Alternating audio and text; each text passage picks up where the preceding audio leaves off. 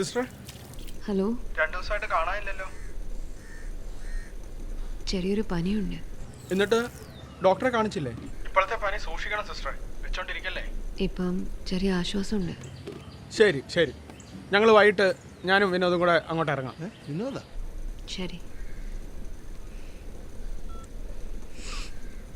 വിനോദേ, ഓ, നമുക്ക് വൈകിട്ട് അമ്പിളി സിസ്റ്ററിന്റെ വീട് വരെ ഒന്ന് പോണേ.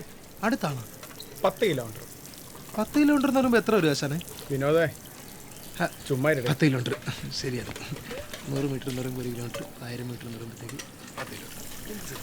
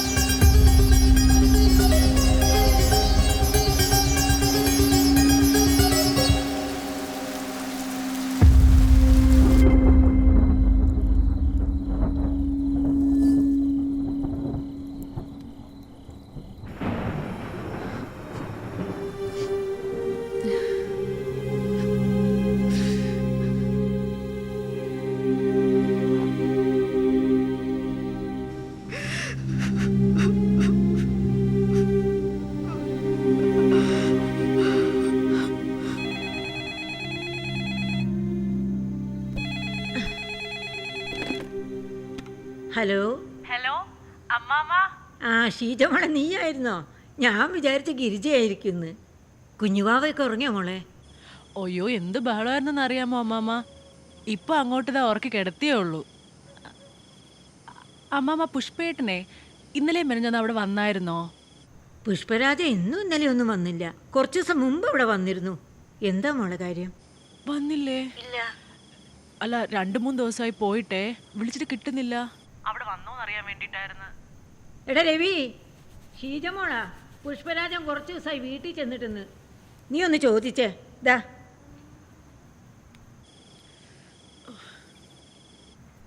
എന്താ മോളെ, പുഷ്പരാജൻ എന്തോ പറ്റി?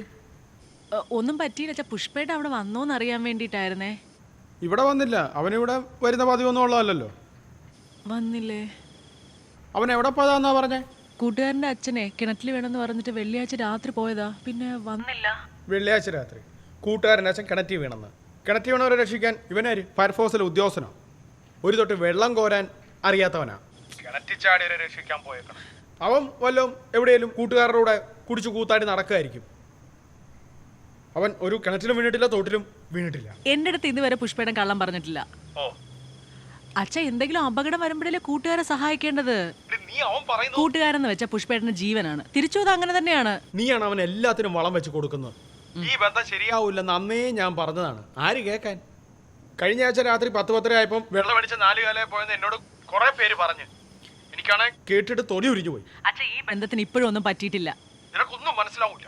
കുറെ ദിവസമായി അച്ഛൻ പുഷ്പേട്ടനെ കുത്തി സംസാരിക്കുന്നത്. പിന്നെ പുഷ്പേട്ടൻ കുടിക്കുന്ന കാര്യം അതെനിക്ക് നേരത്തെ അറിയായിരുന്നു. ഇനി ഞാൻ ഫോൺ വിളിക്കുന്നതാണ് അച്ഛന്റെ പ്രശ്നം എന്നുണ്ടെങ്കിൽ ഞാൻ ഇനി ഫോൺ വിളിക്കണില്ല. ഡി മോളെ ഷീജെ, നീ ഉണ്ടല്ലോ. ഹലോ.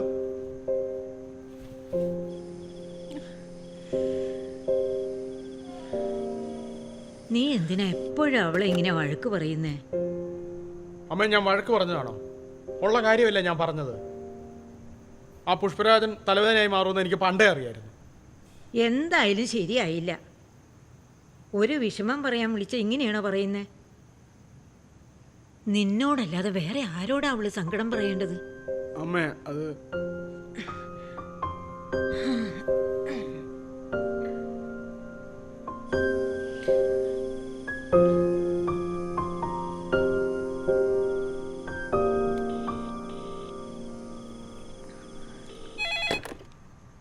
ഹലോ മോളെ. ഹലോ അച്ഛ. അച്ഛ ക്ഷമിക്കച്ച, ഞാൻ അറിയാതെ പറഞ്ഞു പോയതാണ് അച്ഛ. സോറി അച്ഛ, പ്ലീസ് അച്ഛ. സാരമില്ല. സോറി പറയാൻ മാത്രം ഇവിടെ ഇപ്പൊ എന്താ മോളെ ഉണ്ടായത്? നീ കരയല്ലേ? നീ പറഞ്ഞ പോലെ അവൻ നാളെ ഇങ്ങ് വന്നോളൂ. വന്നില്ലെങ്കിൽ ഞാൻ അന്വേഷിക്കാം. നീ വിഷമിക്കാതെ കിടന്നുറങ്ങ്.